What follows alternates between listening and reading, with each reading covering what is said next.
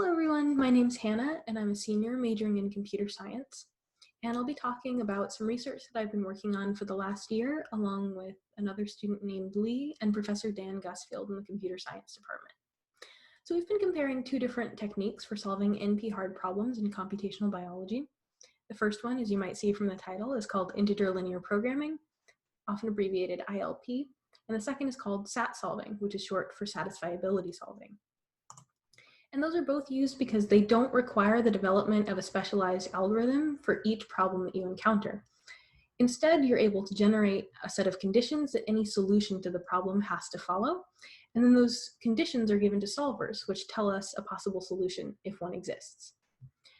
SAT specifically uses clauses of Boolean variables in a form called conjunctive normal form. Here's an example of a set of clauses saying that at most one of these variables can be set to true. Those clauses are given to a SAT solver, which tries to set the variables so that all of the clauses are satisfied.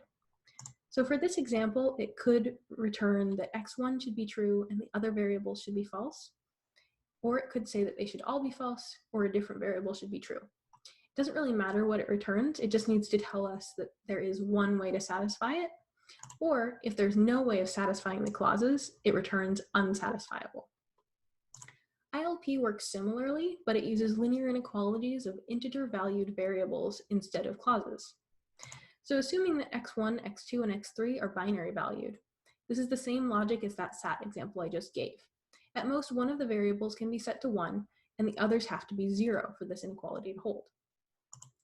ILP also allows for an objective function, like minimizing or maximizing the sum of a set of variables. And that's useful because all of the problems we were looking at, and in general, when you're using these solvers, the problems you're looking at are optimization problems, where you want the minimum or maximum value of something. So I could set the objective function of minimizing the sum of x1, x2, and x3 for this example. And again, like the SAT solver, the ILP solver takes your inequalities and the objective function, and it finds a way to set all of the variables so that all of the inequalities hold and the objective function is satisfied. So for this example, because I also specified that objective function, all of the variables would be set to 0. Now a little bit about the problems we looked at. We actually looked at 3 different problems that ILP has been shown to not perform well on in the past, and I'll be going over what we found for 2 of them. The first problem is protein folding using the HP model, or the prototein problem as we referred to it. And the second is that of gene ordering by reversal.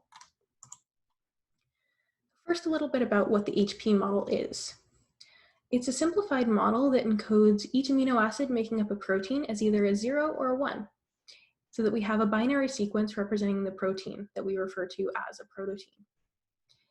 And all of the zeros in that sequence represent hydrophilic or water-loving amino acids. All of the ones represent hydrophobic amino acids. And the idea of the model is that the most stable fold for the protein will be the one that has the most neighboring ones in what we call an embedding. So an embedding is what you see on the right. It's where we take that binary sequence and we put it in an appropriately sized grid that's either 2-dimensional or 3-dimensional. There are 2 versions of the problem and we looked at both. And the embeddings have to follow a certain set of rules. Every character has to be put somewhere in the grid, and all of the characters should be connected by a line to their neighboring characters in the sequence so that you wind up with that snake-like shape that you see on the figure on the right. None of those lines are allowed to cross any other lines. And finally, each character in the sequence has to be exactly 1 square away from its neighboring characters. This distance has to be horizontal or vertical. We don't consider diagonals to be 1 square away. Once we had the logic to describe the embedding, the goal was to maximize the number of what we call contacts in the embedding. Contacts occur when there are 2 neighboring ones in the embedded sequence that aren't neighbors in the original sequence. So there are 2 examples of contacts in the figure to the right, both marked with dashed lines. But because it takes a bit more logic to have that second condition, that the 2 ones aren't neighbors in the original sequence, we introduced the idea of potential contacts. Potential contacts occur when there are any 2 neighboring ones in the embedding. So for example, both the real contacts in the figure would be potential contacts, but so would these 3 lines in green. Because of our definition of an embedding, the number of potential contacts resulting from neighboring ones in the sequence is a constant number, because all neighbors have to be neighbors in the embedding. So maximizing potential contacts is the same then as maximizing real contacts, but it makes the logic a lot simpler. When we get back the maximum number of potential contacts, we're able to subtract off the constant number of potential contacts that are from neighbors in the sequence to get the true maximum number of real contacts. So to maximize this number of contacts, we had to take two slightly different approaches between SAT and ILP. Because unlike ILP, which has that objective function that I mentioned earlier, there's no built-in way to count or maximize with SAT solvers. They can only answer the yes or no question, are these clauses satisfiable? So we had to write a wrapper program that generated a set of clauses with a lower bound on the number of potential contacts. Those clauses were then given to a SAT solver, and if it returned satisfiable, that meant that it was possible to have at least that many contacts. So then we would double that lower bound and keep doubling it until the SAT solver returned unsatisfiable. And once it returned unsatisfiable, we searched that interval between the last satisfiable lower bound and the upper bound that was given by that first unsatisfiable result to find the true maximum. We did a binary search over that range. And for the ILP process, it was a bit simpler because we had that objective function. So we wrote a program still to generate the inequalities and an objective function maximizing the number of potential contacts for whatever sequence we were looking at. And then those were given to the ILP solver, which determined the maximum number of contacts for us. So we looked at two different SAT solvers for this problem called P-Ling-Ling and glucose syrup. And we found that both on average were slower than the ILP solver for all lengths of sequences and for both versions of the problem, though P-Ling-Ling was generally faster than glucose syrup. And another interesting thing we found is that both SAT solvers had really high variance when we ran them again on the same sequences. So for example, in the 2D version, one sequence took P-Ling-Ling about 12 minutes to find a solution for one time we ran it, but the next time we ran it with the same sequence, it took 16 minutes. For the ILP version, we used one ILP solver called Gurobi Optimizer. And generally, this version found results much more quickly for both the 2D and 3D versions. There were some outliers, though, where ILP took many hours or days to solve or never reached a solution at all, and SAT found results in less than an hour.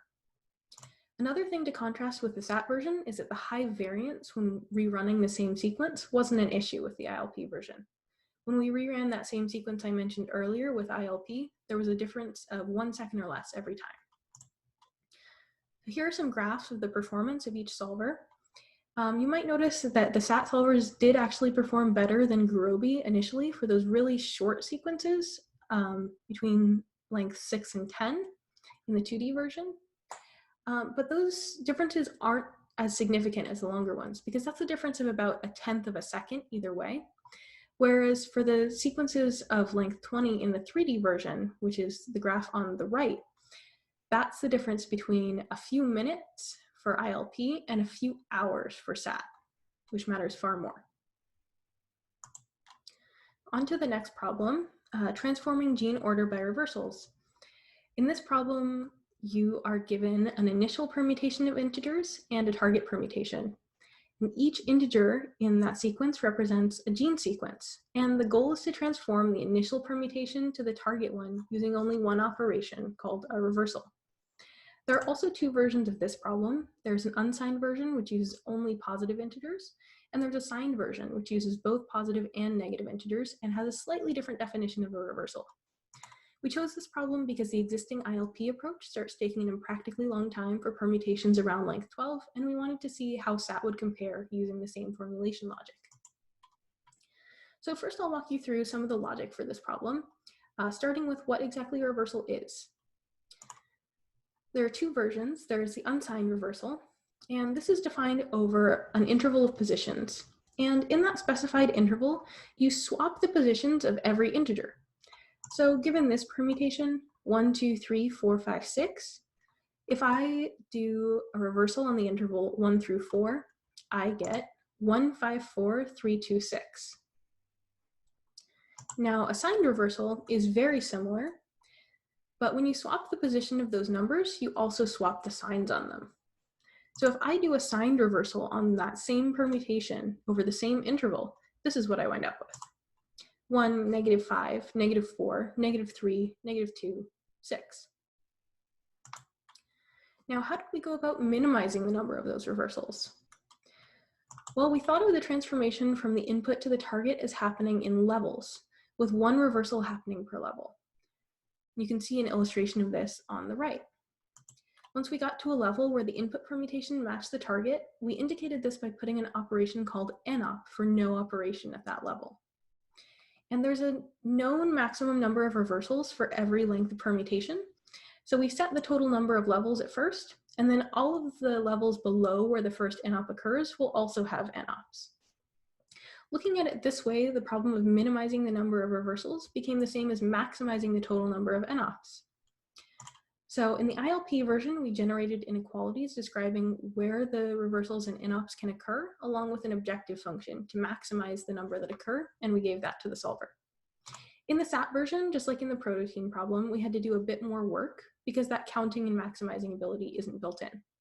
So once again, we built a wrapper program to generate clauses that described a lower bound on the number of NOPs, and we increased that until the clauses were no longer satisfiable, and did that same binary search technique to find the upper bound on the number of NOPs. So the results for this problem, we only used p-Ling-Ling to test the SAT version, and overall SAT actually performed much better than the ILP version for both versions of this problem.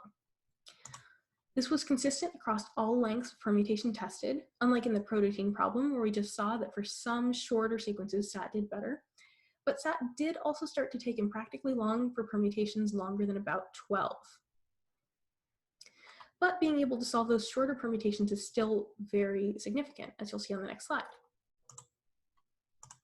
ILP took longer than SAT for all permutation lengths, but it took many times longer in the signed version than in the unsigned version. And it also showed more variation when run on permutations of the same length, whereas SAT stayed relatively consistent. The ILP version was sensitive to some of the specific properties of each permutation that SAT wasn't.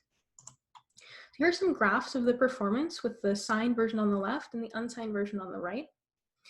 And the SAT line in blue is consistently lower than the ILP time. These times were for randomly generated permutations of length 8. And take special note of the difference between the SAT and ILP times for the signed version, because that difference is actually incredibly large. That's the difference between solving this problem in about a minute for SAT and solving it in 10 hours with ILP, which, as I said, makes a very big difference in how practical it is to solve each permutation. So in conclusion, the third problem we looked at, SAT also performed better. So overall, we have 2/3 of the problems we tried where SAT is performing better than ILP. Now, this doesn't mean that ILP isn't a useful tool in computational biology. There are many, many problems where the use of ILP has been very effective. And the 3 problems we looked at were chosen precisely because ILP doesn't perform well on them. But what these results do encourage is using SAT as another tool in solving problems in computational biology, and especially looking at it as an alternative when ILP proves ineffective. Thank you for watching, and please post any questions you have.